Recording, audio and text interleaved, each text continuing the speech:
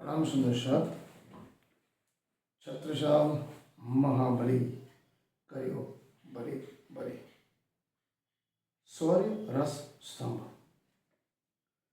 वंचित समाज के हितों की लूट का इंद्रजाल। कल तक हमने देखा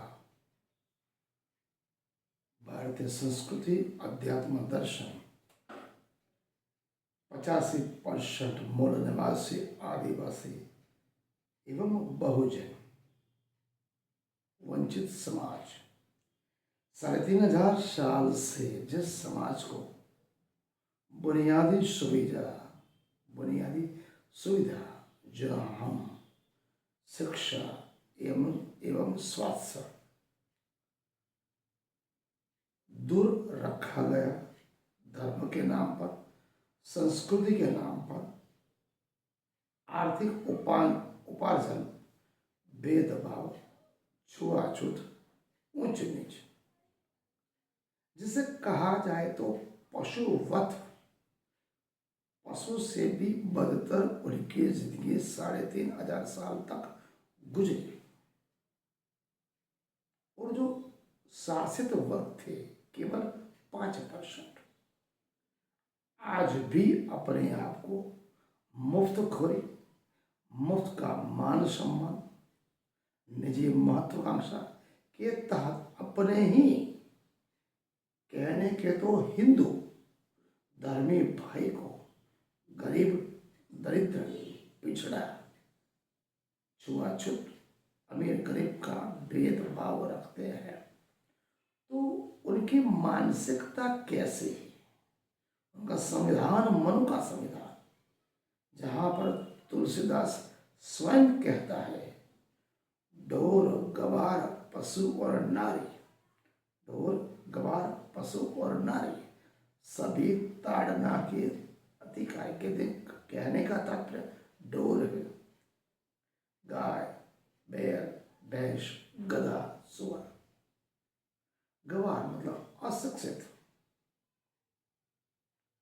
पशु मतलब सभी प्राणी आ गए, और नारी सभी को, चारों को एक ही पंक्ति में हुआ तुलसीदास रखते हैं। उनकी मानसिकता देख लो।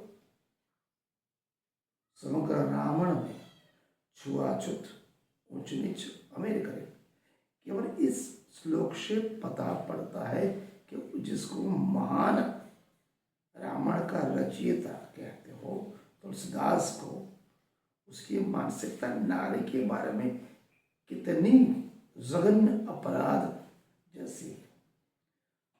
अगर इतना महान कवि कहने को कहते हो इसकी मानसिकता ऐसी है, तो दूसरे अनपढ़ दरिद्र ब्राह्मण की मानसिकता कैसी होगी, आप समझ सकते हो।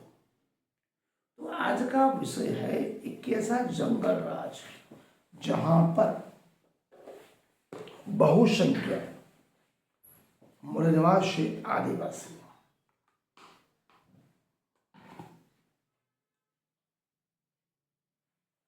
के हितों की अनदेखी क्यों हो रही है। कहने को तो भारत बन सांप्रदायिक देश है, लेकिन मुझे लगता है यहाँ सांप्रदायिकता, धर्म, अध्यात्म, दर्शन एवं संस्कृति के नाम पर कट्टरता, दूरता, हिंसा, द्वेष और तृष्णा कुट कुट के भरा हुआ है। समाजवादी नेता डॉक्टर राम मनोहर लोहिया अक्सर कहा करते थे, दिल्ली की सरकार कलेक्टर की सरकार है, जबकि सूबाई सरकार है पटवारी। कहने का तात्पर्य कलेक्टर सरकार जब चाहे पटवारी की गर्दन तोड़ मरोड़ सकता है। इंद्रजाल समुद्र मंथन में जो अमृत था वो शिक्षा का अमृत था, जिसे हम इंद्रजाल कहते हैं, कि जरिए पिछड़े, दलित, अल्पसंख्यक, शूद्र समाज को गुलाम बनाए रखने की चाहत वाले सभी हिंदू सनातनी वेद कहने वाले और उनकी ही पार्टियां, इसमें कांग्रेस भी है, भाजपा भी है, वामपंथी भी है, और अन्य उनके जैसे कितने ही विचारधारा वाले हिंदू मानसिकता, केवल दिखावे के लिए बिन स्वार्थ लेकिन कट्टरतावादी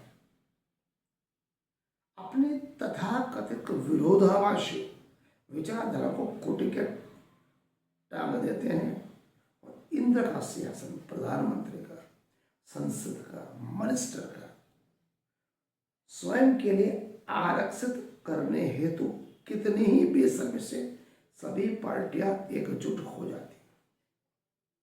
ये पूरा देश देख रहा है, पूरी दुनिया देख रही है।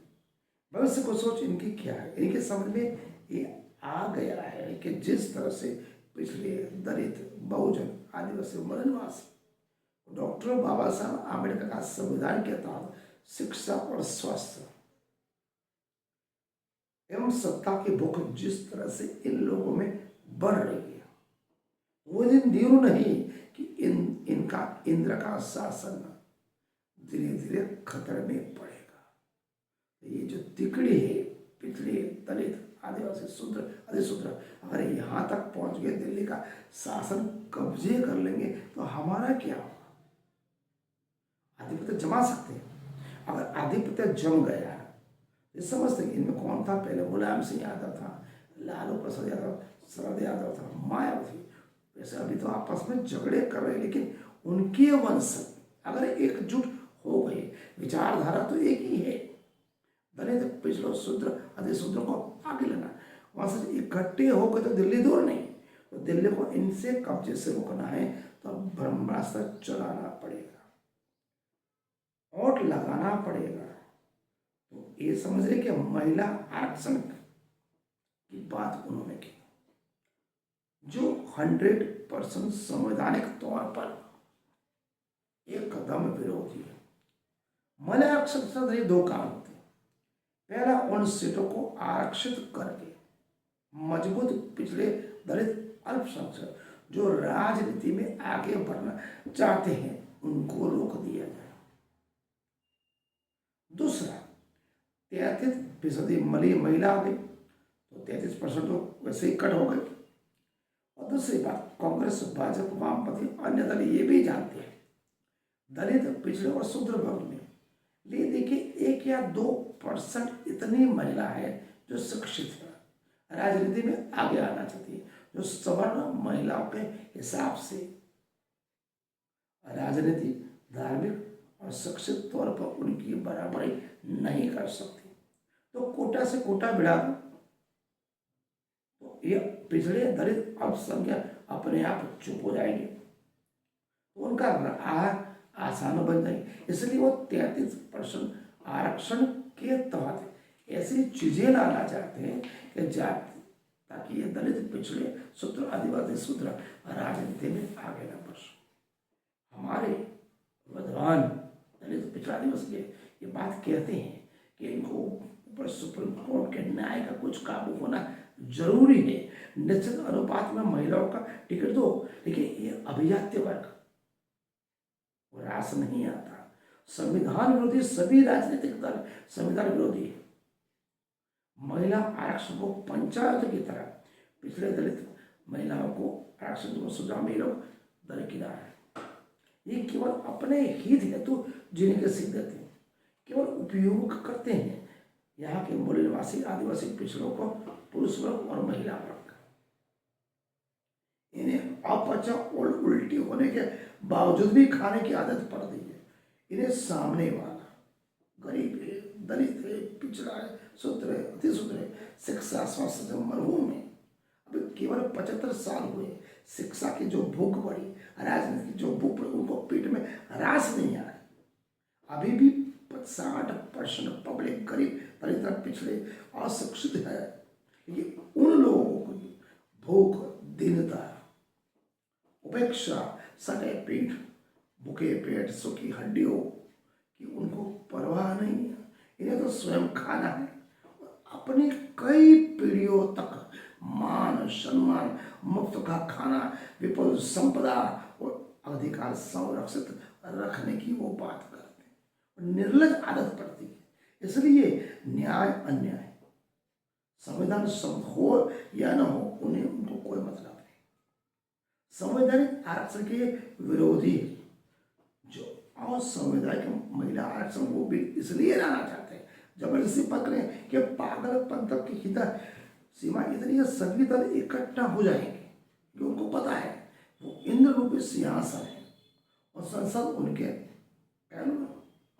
इसलिए इन्हें असंवैधानिक आरक्षण में दलित, पिछड़ों एवं अल्पसंख्यकों को सुप्रीम कोर्ट के अनुसार निर्धारित आबादी कानून पर जाति जनगणना के आधार पर इनके सभी जगह में, चाहे वो प्राइवेट सेक्टर हो या सरकारी हो, उसमें हिस्सेदारी ये करना नहीं चाहते। अभी जो राहुल गांधी जो कहता है जाति जनगणना के आधार पर हिस्सेदारी नहीं करेंगे, वो भी एक झुनझुना है, वो भी इनसे मिला हुआ है, उसको पता है वो नहीं कर सकता है, कोई करने नहीं है, लेकिन वो झुनझुना लटका रहा है। तो जब भी वंचित समाज के हितों की रक्षा की आत्मा आती है तो कांग्रेस की ये गांधी के 3 बंधन, जिन्हें हम कांग्रेस गिनो, भाजपा गिनो, वामपंथी, आम आदमी पार्टी, सभी इकट्ठे हो जाते हैं। गांधी के 3 बंधन, कान बंद, मुंह बंद और आंख बंद। वंचित समाज के हितों की रक्षा की बात आती है तो ये गांधी के 3 बंधन बन जाते। समझे, मन करे, चिंतन करे, बहुत बड़ी विपदा आने वाली। इसलिए मैं कहता हूँ SC ST OBC अपने समाज में बांटो मत। धर्म के नाम पर, संस्कृति और राष्ट्र के नाम पर आप ये लोग बांटेंगे, राम का नारा देंगे, कृष्ण का नारा देंगे।